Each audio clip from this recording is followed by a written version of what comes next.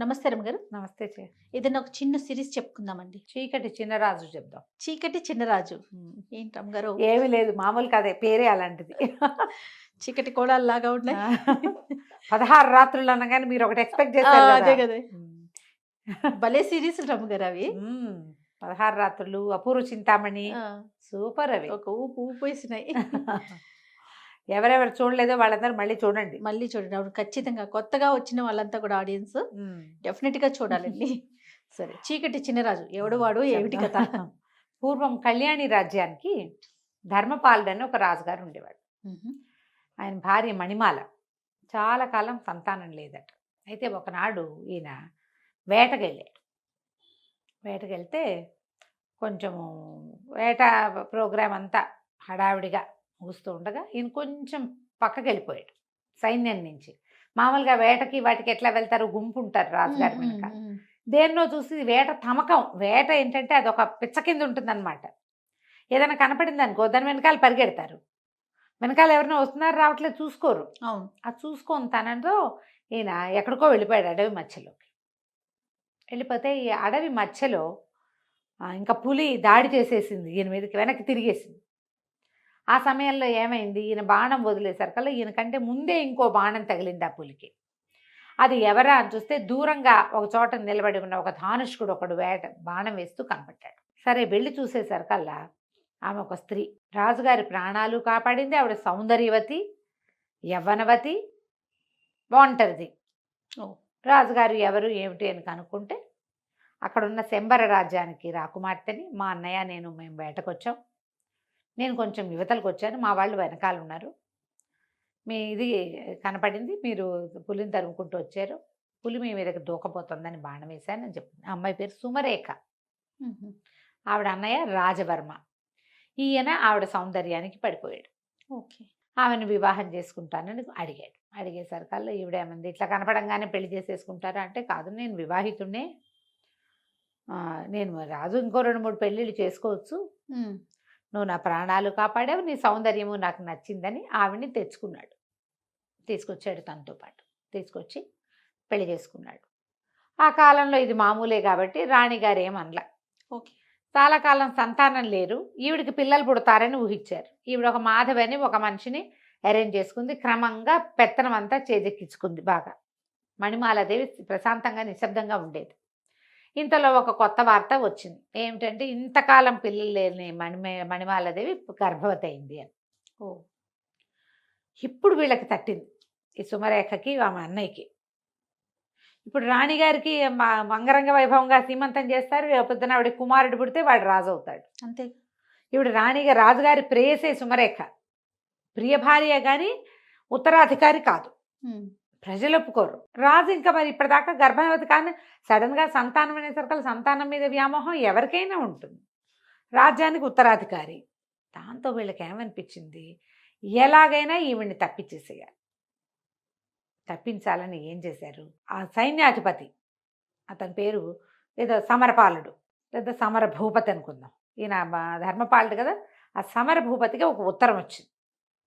ఏమని, మణిమాలాదేవి రాసింది, రాజుగారి ప్రవర్తన బాగుండలేదు, ఎక్కువగా ఆయన సుమరేఖతో గడుపుతున్నారు, మరి సుమరేఖ పరిస్థితి కూడా ఏదో, ఆ అమ్మాయి చాలా పెత్తనాలు అవి చెలాయిస్తుంది, ఒకసారి రండి మీతో మాట్లాడాలి అని రాణిగారు రాసినట్టు ఒక ఉత్తరం రాయించారు. ఉత్తరం చదువుకున్నటువంటి సమరవర్మ వచ్చాడు ఇక్కడికి, అంతఃపురానికి వచ్చాడు. ఈ ఉత్తరం పంపించే రోజుల్లోనే ఈవిడ రాజుగారికి చెప్పింది, ఏమిటో ఆవిడ గర్భవతి అని అదని, ఇన్నాళ్ళు కలగని సంతానం ఇవాళ ఎలా కలిగింది, మీరేమో ఎక్కువగా ఇక్కడ స్పెండ్ చేస్తున్నారు, అప్పుడప్పుడునే వెళ్తున్నారు ఆవిడ దగ్గరికి. ఆవిడ మీద కొన్ని మాటలు పుట్టినాయి. నా చెలికత్తెలు చాలామంది, నువ్వెవరితోటి మాట్లాడో మగవాళ్ళతో, మీ తోడుకోడలు అందరితోటి మాట్లాడుతుందని నాకు చెప్తున్నారు, సైన్యాధికారితోటి ఈవిడికి సంబంధం ఉందని రాజుకి హింట్ ఇచ్చింది. నేను నిరూపిస్తా, వీళ్ళిద్దరూ కలిసి ఉన్నప్పుడు నీకు నిరూపిస్తానని చెప్పింది. రాజు కొంచెం కాస్త ఆలోచిస్తున్నాడు, అవునా కాదా, ఇంతకాలం నుంచి కలుసున్నా, ఆవిడ చిన్నప్పుడే పెళ్ళయింది, ఆవిడ ఎప్పుడు అలాంటిది కాదు, ఇట్లా ఎందుకు వచ్చింది, ఈయనకి ఏమనిపిస్తుంది, నేను సుమరేఖతో ఎక్కువ గడుపుతున్నా, అందుకని ఈవిడేమైనా కొత్త వేషం వేస్తుందేమో అనిపించింది. ఈ ఉత్తరం చూసుకున్నటువంటి సమరవర్మ గారు వచ్చాడు. వచ్చి వాకిట్లో నుంచుని లోపలికి అంతఃపురంలోకి ప్రవేశించాడు. సైన్యాధిపతి వచ్చాడు అనగానే మరి సహజంగా ఆయన ఎందుకు వచ్చాడో అని ఆవిడ లేచి వచ్చింది. వీళ్ళిద్దరూ ఓ గదిలోకి చేరేసరికల్లా రాజుగారు వచ్చేసారు. ఎవరెవరా ఇంత పని చేస్తావా, వీడిని బంధించండి అన్నారు. సైన్యాధిపతిని బంధించేశారు. రాణి గారిని చెడదిట్టాడు. ఆవిడ తెల్లపోయింది. ఇప్పుడే ఉత్తరం వచ్చింది, ఇప్పుడే అతను వచ్చాడు, ఉత్తరం కాదు ఇప్పుడే అతను వచ్చాడు, అతను ఎందుకు వచ్చాడో కూడా నాకు తెలీదు, ఇప్పటిదాకా ఏనాడు అతను వచ్చినవాడు కాదు, నువ్వు లేనప్పుడు నేను ఆయన కలవలేదు అని ఎంత చెప్పినా ఆయన వినిపించుకోలేదు. అతను ఉత్తరం చూపించడానికేమో ఉత్తరం లాగేసుకున్నారు అతని దగ్గర నుంచి. ఓకే. నేను ఉత్తరం చూసి వచ్చాను అని చెప్పినా కూడా రాణిగారిని అడిగితే నేనేం ఉత్తరం రాయలేదంటుంది. అతనేమో ఉత్తరం చూసి వచ్చానంటాడు. దాంతో అతన్ని బంధించారు, ఊరేశారు ఒక్క రోజులో. అయ్యో. సైన్యాధిపతి తిరగబడతాడు ఇక్కడ, అతన్ని తప్పించేశారు. మహామంత్రి కులశేఖరుడు ఆయన ఏమన్నాడు, మహాపతివ్రత మణిమాలాదేవి ఆవిడ చాలా ఉత్తమురాలు, ఇప్పుడు అతనికి శిక్ష విధించినట్టుగా ఈవిడికి విధిస్తే ఎట్లా, పైగా గర్భవతి, స్త్రీలను శిక్షించకూడదు మనం అంటే. ఈయన ఏమన్నాడంటే, ఒక సుమంత్రుడని ఒక వీడిని పిలిచి సైనికాధికారిని, ఈవిడిని అడవులు దింపేసిరా, బతికితే బతుకుతుంది, పోతే పోతుంది అని. నేను పతివ్రతనని ఆవిడ పదే పదే చెప్పింది. పతివ్రత అయితే బతుకుంటావు, లేకపోతే పోతావన్నాడు రాజు. ఈ సుమంత్రుడి దగ్గర గుర్రం ఎక్కించి పంపించేశారు. ఏం చేస్తుంది, గుర్రబండి ఎక్కించేశారు. వెళ్ళిపోతే అడవి మధ్యలోకి తీసుకెళ్ళి, కథ కూడా ఈ అడవి మధ్యలోకి వెళ్ళటం అనేది మొదలు పెడతారనమాట. నేను తర్వాత కథ అంతా ముందు చెప్తున్నాను. అడవి మధ్యలోకి వెళ్ళి ఇక్కడ ఎక్కడో చోట వదిలిపెట్టమన్నారమ్మా, ఇక్కడ దింపుతానంటే ఆవిడ బతిమలాడుతుంది, ఆయన నీ పుణ్యం ఉంటుంది, నీకు నేను తెలుసు, సైన్యాధిపతి తెలుసు, ఇట్లా ఎందుకు జరిగింది అనేది నాకు అర్థమే కావటాన్ని నా ఊహకు అందటం లేదు, ఇక్కడ నన్ను దింపద్దు, ఈ నట్టడవిలో, ఈ అడవి చివర మా గురువుగారి ఆశ్రమం ఉంది, అక్కడ వదిలిపెట్టు అని చెప్పేసరికి ఇతను ఏం చేస్తాడు మరి, ఏం చేయాలి, గర్భవతి రాణిగారు, రాజుగారు ఆజ్ఞ ఉంటే మాత్రం సరే. ఇతను ఏం చేశాడు, అడవి మధ్యలో వదిలిపెట్టమన్న మాటని మింగేసి అడవి చివరి దాకా తీసుకెళ్ళాడు. అక్కడ ఒక ఋష్యాశ్రమం ఉంది. పోనీలే. సరే ఆ ఋష్యాశ్రమం వెళ్ళి తలుపు కొట్టేసరికల్లా ఆ తలుపు తీసి ఆయన నిర్ఘంటపోయాడు. ఇదేమిటమ్మా మణిమాలాదేవి, నువ్వు వచ్చావు ఏమిటంటే, ఆవిడ పరమ దుఃఖంతో, నేను వెళ్ళగొట్టబడ్డాను, నా చరిత్రకే కళంకం వచ్చింది, గర్భవతిని, అక్కడ ఇంకా సంతానం కలుగుతుందో లేదో తెలీదు, రాజ్యానికి ఉత్తరాధికారి శిశువు, నాకు ఏం చేయాలో తెలియక మీ దగ్గరకు వచ్చానని చెప్తాను. ఈ సుమంత్రుడికి నేను చెప్తాను, ఈమెను ఇక్కడ వదిలిపెట్టి వెళ్ళిపో అని చెప్పి బండిని వెనక్కి పంపిస్తారు. ఈవిడ పరమ దుఃఖంతో రాజుగా ఆయనకి చెప్తున్నాడు. ఆయన పారాయణ స్వామి ఆయన పేరు. ఆయన ఈ మణిమాలాదేవి తాలూకు పుట్టింటి ఆస్థాన గురువుగా ఉండేవారు. ఓహో. ఆయన ఇక్కడ ఉన్నాడని ఈవిడికి తెలుసు.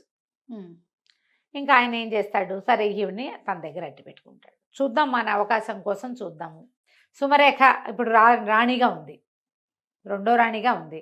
ఆమె అన్నయ్య చాలా మటుకు రాజ్యంలో తన ప్రతిభ చూపిస్తున్నాడు. ముందు నాటికి ఎట్లా ఉంటుందో, రాజ్యం వాళ్ళ చేతుల్లోకి వెళ్ళిపోతుందా, ఏమవుతుంది, ఆమెకు సంతానం కలిగితే జ్యేష్ఠుడిని వదిలిపెట్టి రెండో భార్య సంతానానికి అవకాశం ఇస్తారా, అదేమిటో తెలియదు. ముందు ఇన్నేళ్ల తర్వాత వచ్చిన గర్భం ఈ శిశువుని రక్షించుకోవాలి, ఇక్కడే ఉండిపోతుంది. ఉన్నాక కొంతకాలానికి ఆవిడికి కుమారుడు కలిగాడు, చక్కటి పిల్లవాడు పుట్టాడు. సరే సంతానం ఒక సంతానం అయితే గ్యారంటీగా వీడే రాజు, అంతే.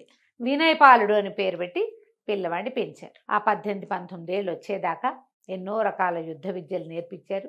ఈ పారాయణ స్వామిని చూడడానికి అన్ని రాజ్యాల నుంచి చాలామంది ఆయన శిష్యులు వచ్చేవాళ్ళు. వచ్చిన శిష్యుడు వచ్చినట్టు సంవత్సరాల తరబడి ఇక్కడ ఉండి ఈ అడవిలో ఈ పిల్లవాడికి రాజోచితమైన విద్యలు నేర్పించేవాళ్ళు. ఎన్నో రాజోచిత విద్యలు నేర్చుకున్నాడు. నేర్చుకుని 18 నుండి 19వ ఏడు వచ్చాక, అంటే మన ప్రకారం మైనారిటీ వెళ్ళిపోయాక, అక్కడ కూడా రాజ్యంలో 19వ ఏట ప్రజల్లోకి పంపటము, 20వ ఏట రాజును చేయటము వాళ్ళ పద్ధతి. 18 నిండాక ఊళ్ళల్లో తిరగడానికి పంపించేవాళ్ళు రాజకుమారులని. వాళ్ళు అన్ని ఊళ్ళు తిరిగి దేశంలో ఎలాంటి పరిస్థితులు ఉన్నాయి, ప్రజలు ఎలా ఉన్నారు ఏమిటి, మన తర్వాత మన రాజ్యం తాలూకు సరిహద్దులు ఏమిటి, అలా సరిహద్దుల దాకా వెళ్ళి చూడడం ఆ కాలపు ఆచారం. ఆచారం ప్రకారం ఈ కుర్రవాడికి విషయం అంతా చెప్పారు. ఇది మన పరిస్థితి అని చెప్పి, నువ్వు వెళ్ళి నీ రాజ్యాన్ని వశం చేసుకునే పూచి నీది, ఏం చేయాలి ఎలా చేయాలో మేము చెప్తాం, అడవి చివరి నుంచి అడవి మొదట్లోకి మేము షిఫ్ట్ అయిపోతాం, నీకు అవసరమైతే ఏదైనా సహాయాన్ని మా సలహాన్ని నేను అందిస్తానని చెప్పి చెప్పాడు పారాయణ స్వామి. చెప్పాక ఈ కుర్రవాడు మన వినయ్ పాలుడు ఏం చేశాడు, కొంత ధనాన్ని మూటగట్టుకుని ఈవిడ వచ్చేటప్పుడు కొంత బంగారం తెచ్చుకుంది, ధనం తెచ్చుకుంది. తర్వాత అక్కడి నుంచి ఇక్కడి నుంచి వచ్చేటువంటి శిష్యులు కొంత డబ్బు చేర్చారు ఇక్కడికి. ఉహు. ఆ డబ్బు మూటగట్టి ఆ అబ్బాయికి ఇచ్చి పంపించారు. అతనికి ఒక గుర్రాన్ని అరేంజ్ చేశారు. గుర్రం వేసుకుని ఈ అడవంతా దాటి, తర్వాత కాలంలో అమ్మ, తండ్రి, తల్లి, పారాయణ స్వామి కూడా అడవి దాటి ఇటు చివరికి వస్తారు ఊరు వైపుకి. కానీ ప్రస్తుతం ఇతను వెళ్ళాడనమాట. వెళ్ళి కళ్యాణి రాజ్యంలోకి ప్రవేశించాడు.